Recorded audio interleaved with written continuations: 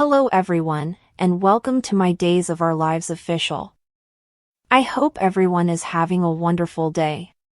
Before we begin, please hit the subscribe button and give this video a thumbs up.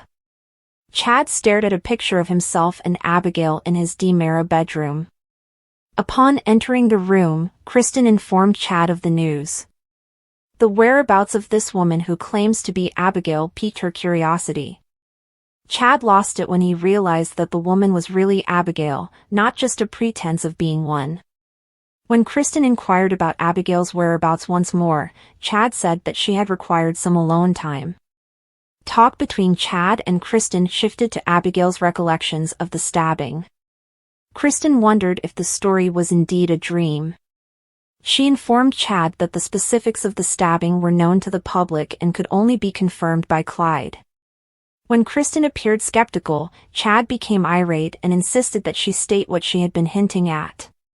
Kristen insisted that she was only watching out for her baby brother, forcing Chad to entertain the idea that the woman might not be who she claimed to be. With less assurance, Chad dismissed the idea and affirmed that Abigail was back with him. Kristen moved aside and gave Chad a hug. She left Chad to brood over the picture of him and Abigail from a happier time, promising to be there for him. Abigail urgently texted someone in the park, asking to know where they were. At that moment, Dr. Mark Green showed in and said he was right here. He smiled broadly, and Abigail gave him a hug. Abigail retreated, lamenting that she was living in a mausoleum and that everyone were staring at her, waiting for the old Abigail to come back.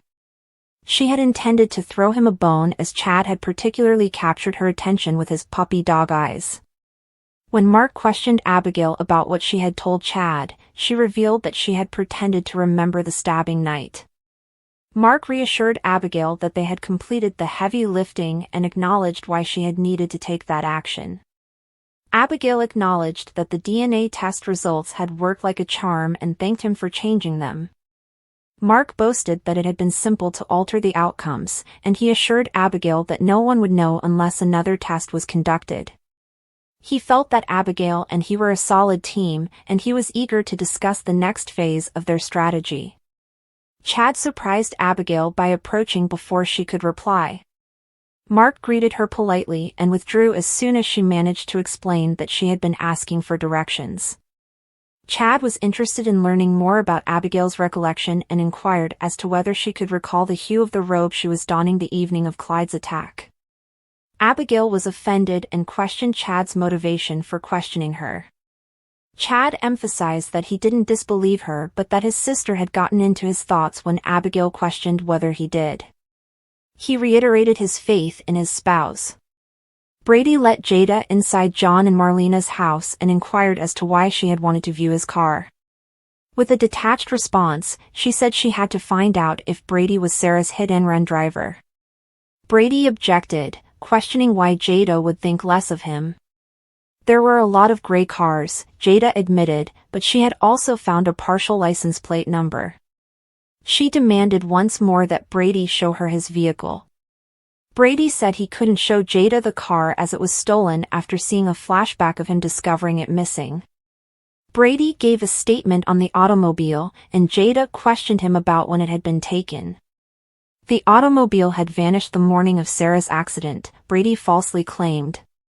Brady explained that he hadn't reported the automobile as stolen, which perplexed Jada because no theft report had been made for it. He acknowledged that grand theft auto is a severe felony, but insisted that he had too much going on in his life to worry about the automobile. Jada questioned whether the hit-and-run driver could have been the auto thief. Jada got Brady to pledge that he would give a statement regarding the car at the police station before she departed. Brady later answered Kristen's door. He told her, irritated, that he couldn't handle her since someone had taken his automobile. Brady was taken aback when Kristen disclosed that she had sold the vehicle. Kristen clarified that she had assumed Brady might have been the driver due to his condition the night of Sarah's accident. Brady hesitantly acknowledged that he couldn't recall anything and expressed regret over the prospect that he might have caused Sarah to become disabled. Rachel would be devastated if her father was sent behind bars, so Kristen begged Brady to shut up. Brady reluctantly consented to remain silent. Jada stood in the parking garage, taking in the scene. When Marlena came, Jada gave her an update on Brady's allegation that his vehicle had been taken. When Marlena mentioned that Brady had not mentioned the theft, Jada became suspicious. Later, when Marlena confirmed that she had seen the car in the garage the night of Sarah's accident, Jada became even more suspicious. After Marlena left, Kristen visited the garage and gave Jada her best wishes for her investigation. As Fiona, Serena Scott Thomas. As Fiona, Serena Scott Thomas.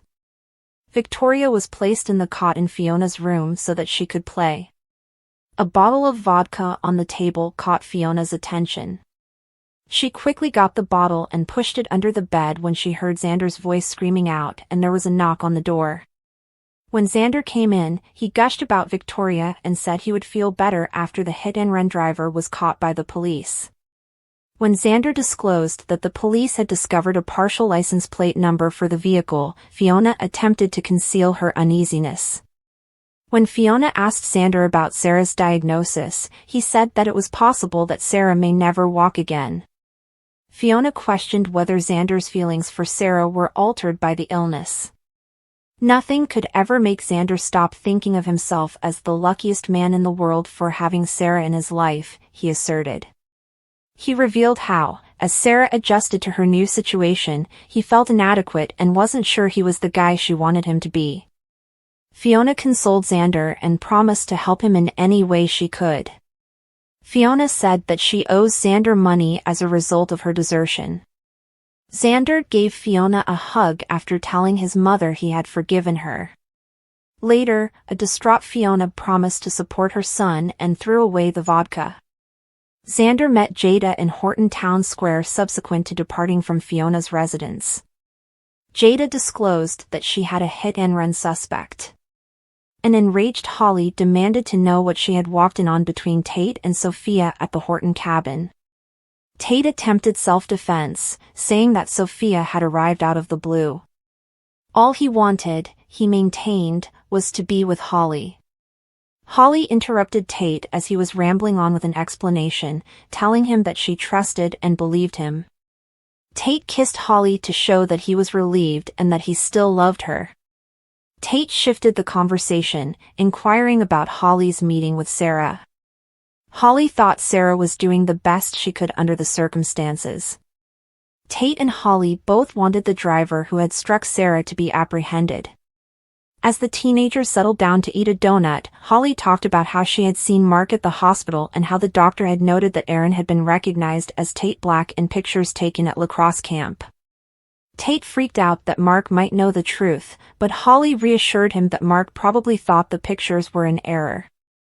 Tate revealed that after the children's parents passed away, Mark had raised Aaron and Felicity. Holly believed that Mark had to be a great guy to devote himself to this extent. Tate told Holly once more that she was the only one for him as the teenagers cuddled up on the couch. When they talked about what to do with their alone time, things became awkward. Tate agreed to go swimming when Holly proposed it. Tate was hurt, and Holly later made his way back to the cabin. He made an attempt to indicate he was okay but groaned in discomfort and gripped his ankle. Tate grudgingly consented to let Holly drive him to the medical facility.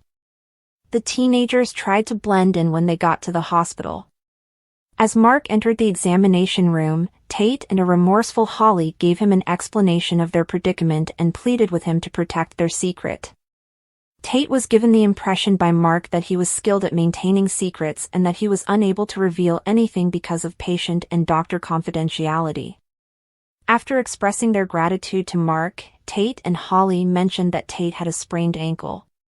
Tate, on crutches, and Holly emerged from the room, astonished at their good fortune. But before they could flee, they encountered a startled Brady.